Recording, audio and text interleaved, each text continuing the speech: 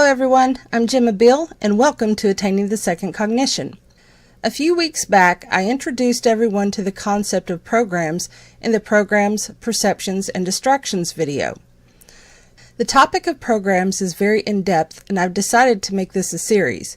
Each presentation will be discussing energetic programs that we've discovered. In this presentation, I will be discussing the energetic harnessing program on moon cycles.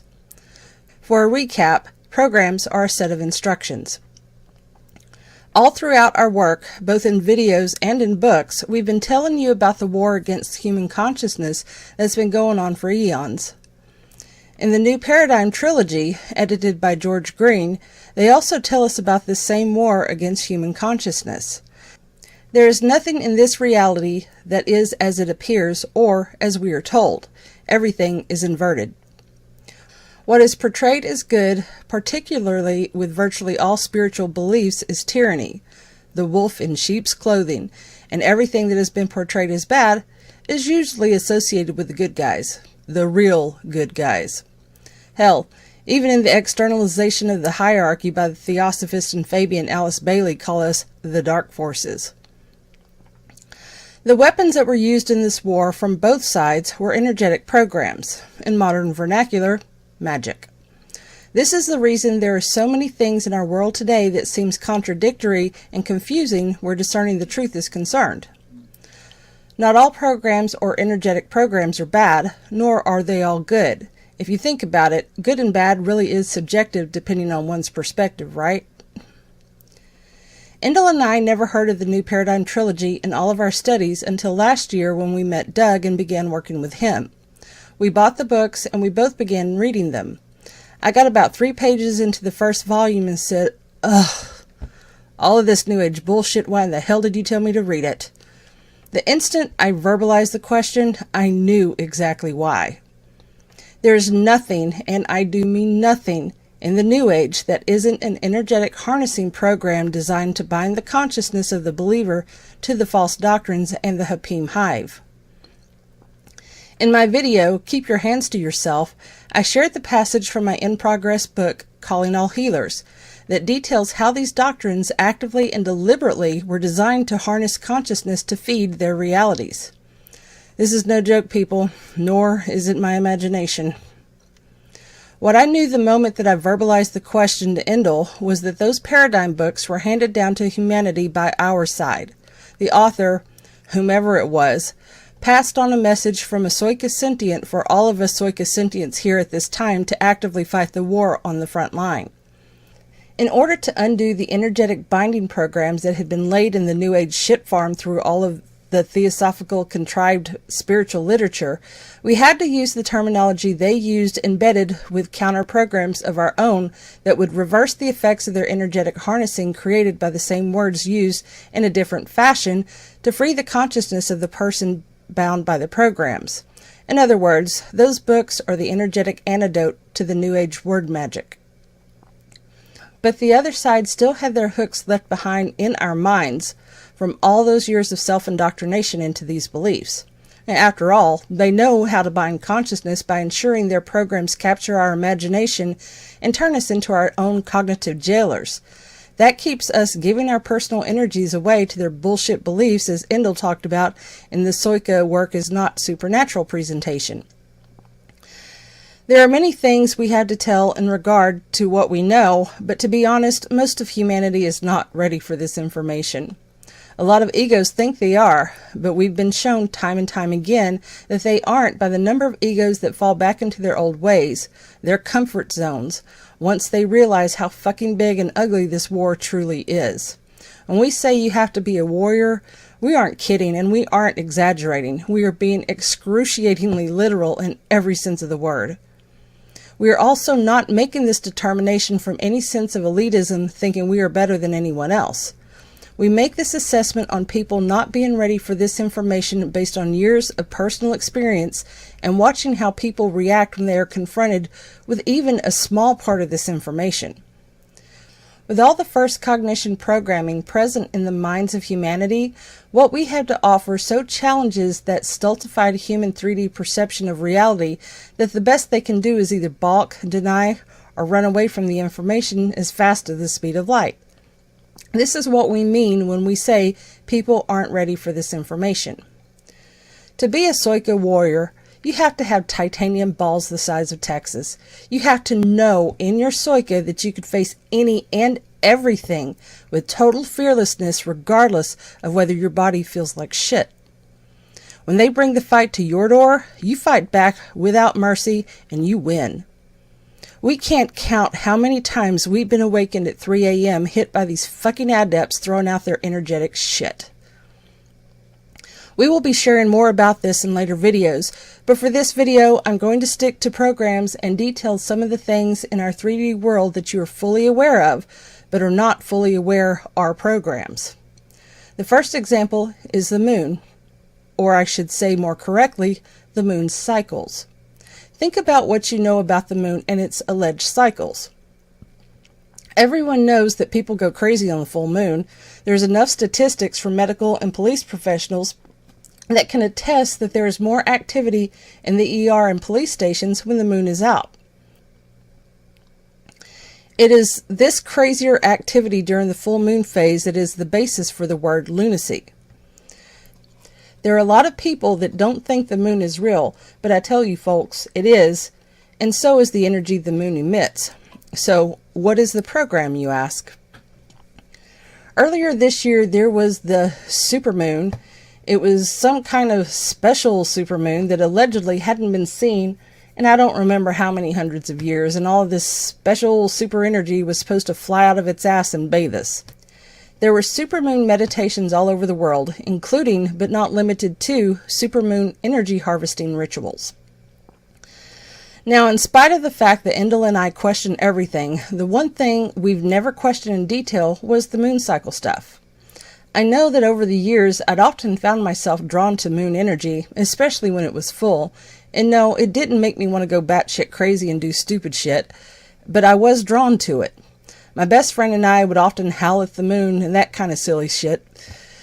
I know I'd often had trouble sleeping on a full moon, especially if my head was facing north. I would feel like something would be pulling on my face, but as soon as I had switched to sleeping with my head at the other end of the bed, the sensation would stop and I'd go right to sleep, and sleep rather well. At the end of the moon cycle, I'd have to flip back and sleep in the bed's designated position where the headboard is. The solution to fix the monthly issue was to turn my bed so that I slept with my head facing west. This was something that went on for years. Back when I first started walking my Soika path, I delved into Wicca, and just about every ritual was surrounded by the moon cycles, meaning it was to be performed on a certain moon phase, i.e. waxing moon, waning moon, new moon, or full moon.